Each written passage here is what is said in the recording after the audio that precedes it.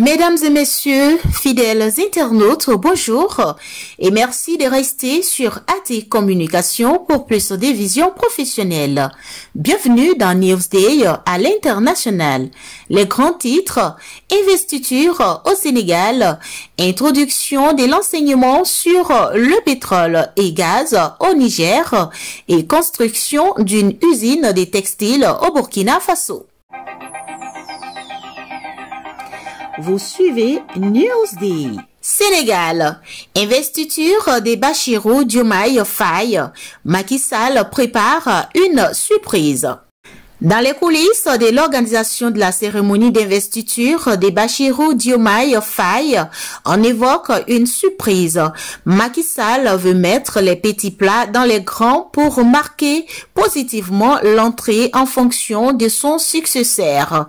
La presse locale rapporte que Macky Sall ne veut pas faire de l'à peu près. Il tient à la bonne organisation de cette cérémonie qu'il supervise d'ailleurs de près.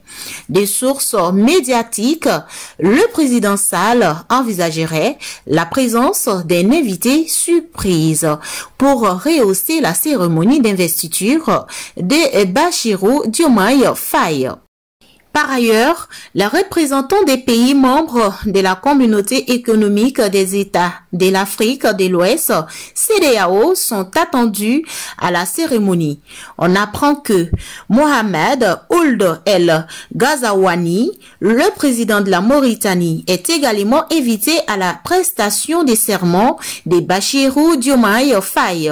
Il faut noter qu'à quelques jours de son départ de la présidence, Macky Sall multiplie les actions de charme et tente ces dernières cartes pour sortir par la grande porte. Vous suivez Newsday. La guerre en Ukraine. Le commandant de l'armée ukrainienne affirme que ses troupes combattent avec peu ou pas d'armes et de munitions. Un mort dans une attaque de drones ukrainienne sur la ville russe de Belgorod. La Russie va lancer sa campagne de conscription militaire de printemps. Coupure d'électricité après des frappes russes sur 3 centrales thermiques. Paris dénonce les frappes russes contre les centrales thermiques ukrainiennes. La Russie va lancer lundi sa campagne de conscription militaire de printemps. Des frappes russes ont gravement endommagé 3 centrales thermiques ukrainiennes dans la nuit. Le Figaro fait le point sur la situation le vendredi 29 mars. Les forces de défense accomplissent des tâches tout au long de la vaste ligne de front avec peu voire pas d'armes ou de munitions, a déclaré le commandant en chef ukrainien Oleksandr Syrski dans une rare interview accordée à l'agence ukrainienne Ukrinfo et diffusée vendredi. Il y a quelques jours, l'avantage de l'ennemi en termes de munitions tirées était de 6 contre 1, a-t-il ajouté, jugeant que la situation était tendue par endroits. Il a affirmé que la Russie avait augmenté de façon significative l'activité de son aviation, utilisant notamment des bombes aériennes guidées qui détruisent nos positions. Vous suivez Newsday. Nous voilà en Guinée. La CEDEAO tient au respect du chronogramme de la transition afin que la Guinée sorte de cette situation. Une délégation de la commission de la CEDEAO est en séjour en Guinée le mercredi au palais de la Colombe. Elle a félicité Bah Ouri pour sa nomination tout en en appelant les autorités à respecter le chronogramme de la transition. Conduite par le représentant résident de la CEDEAO en Guinée, la délégation a salué la nomination de Bah Ouri au poste de Premier ministre. Nous sommes venus saluer le Premier ministre, lui adresser au nom du président de la commission de la CEDEAO nos félicitations pour sa désignation au poste du Premier ministre, chef du gouvernement, et lui exprimer tout le soutien de l'institution et plein succès dans sa mission, indique le représentant de l'institution sous-régionale en Guinée.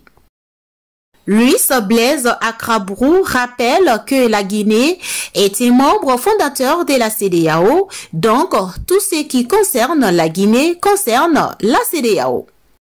Vous suivez Newsday. Cameroun, accusation contre le régime de Paul Biya. Le Nord Cameroun maintenu dans le sous-développement. Dans une sortie éloquente et percutante, le journaliste Guibé Gatama a adressé un tableau sévère mais nécessaire de la situation actuelle du Nord Cameroun, alors que le pays se dirige vers les élections présidentielles de 2025. Les mots de Gatama ressonnent comme un appel à l'action et à la réforme pour une région longtemps négligée. Gatama n'a pas mâché ses mots, décrivant un Nord Cameroun qui reste empêtré dans le sous-développement malgré les promesses répétées de progrès et de croissance. Implicitement, il a pointé du doigt le régime de Paul Biya, suggérant que les politiques gouvernements ont maintenu la région dans un état de dépendance et de privation. Un Nord Cameroun beau comme on l'aime, attractif, avec de belles routes, qui n'a ni soif ni faim, qui est en sécurité, qui est à sa place dans le train du développement du Cameroun, a déclaré Gatama, soulignant ironiquement l'écart entre cette vision idyllique et la réalité vécue par de nombreuses communautés nord-camerounaises. Vous suivez Newsday. Au Niger, les autorités ont annoncé mardi 26 mars la création d'une école de pétrole et de gaz par décret du ministère de l'Enseignement supérieur, de la Recherche et de l'Innovation technologique. Former des cadres et des ingénieurs dans les disciplines hautement stratégiques du pétrole et du gaz, tel est l'objectif de la nouvelle école qui sera rattachée à l'université des Zender à l'est du Niger. La seconde université du pays en termes d'effectifs dispose déjà d'un département en technologie du pétrole, mais l'enseignement se limitait aux 2 IT et au niveau licence dans les domaines de l'exploitation et du raffinage.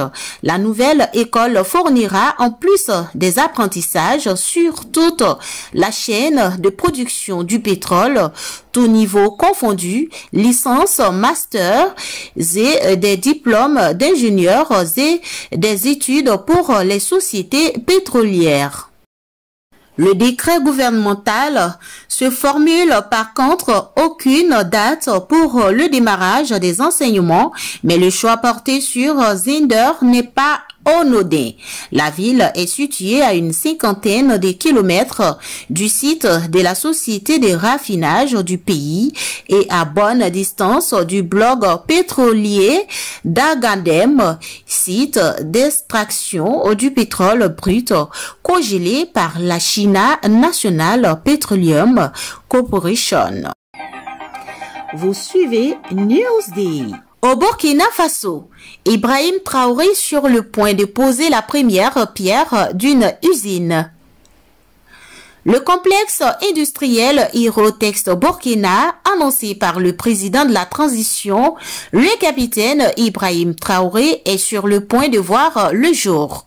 En effet, le vendredi 29 mars 2024, le capitaine Ibrahim Traoré est arrivé à Sourgo, province du Bolkende, située dans la région du centre-ouest du pays. La construction de ce complexe industriel textile a pour but de développer la chaîne de valeur du coton burkinabé par la fourniture des produits textiles, fils, tissus, vêtements, produits médicalisés. On reste toujours au Burkina Faso. Le pays va gagner 100 milliards en or. Le gouvernement du Burkina Faso, dirigé par le président des transitions, le capitaine Ibrahim Traoré, a pris deux décisions importantes sur l'exploitation de l'or lors du Conseil des ministres du 20 mars 2024. Premièrement, il a renouvelé le permis d'exploitation de la mine d'or des Sambrado pour une durée de 5 ans. Cette mine est l'une des plus importantes du pays et sa contribution à l'économie burkinabé est significative. Deuxièmement, le gouvernement a octroyé un permis d'exploitation à la société Toigassa pour une nouvelle mine d'or. Cette nouvelle mine devrait également avoir un impact positif sur l'économie du pays. La mine d'or des Sambrado est située dans la commune de Boundri, province du Zangourgou, région du plateau central. Le permis d'exploitation délivré par le gouvernement burkinabé couvre 25,89 km². Sa durée est de 5 ans. Grâce à cette mine, le Burkina Faso compte produire 26,22 tonnes d'or. En termes de retombées socio-économiques de la mine, le pays pourra gagner plus de 40 milliards de francs CFA en taxes et redevances minières. Ce n'est pas tout, le Burkina Faso gagnera plus de 26 milliards de francs CFA en dividendes et plus de 8 milliards de francs CFA au Fonds minier de développement local. Vous suivez Newsday. Un tour au Gabon. Les autorités s'emploient à mettre en place une nouvelle carte d'identité. Pratiquement 10 ans après, les cartes d'identité vont enfin être renouvelées. Elles ne l'étaient plus depuis 2015 et la rupture de contrat avec un prestataire belge chargé de la fabrication. Cette fois, c'est une carte nationalité électronique d'identité d'un nouveau genre plus sécurisé, a promis le gouvernement. Jeudi 28 mars 2024, le ministre de l'Intérieur a annoncé que les autorités étaient prêtes à reprendre le processus à partir du 3 avril. C'est une carte hautement sécurisée, a promis Herman Imongolt. Le ministre de l'Intérieur a expliqué qu'elle serait équipée d'une puce sur laquelle sera enregistrée l'identité numérique de chacun et des numéros d'identification personnelle NIP, unique de 14 caractères. La campagne s'ouvrira d'ailleurs avec la production de ce NIP. Les autorités commenceront à enrôler les Gabonais et étrangers installés à Libreville et sa région où 12 centres recevront les 16 ans et plus, n'ayant jamais eu de prélèvement biométrique. Ceux qui ont déjà fait recevront une attestation. C'était Newsday à l'international avec Angeline Aïcha sur AT Communication pour plus de vision professionnelle. Vous suivez Newsday.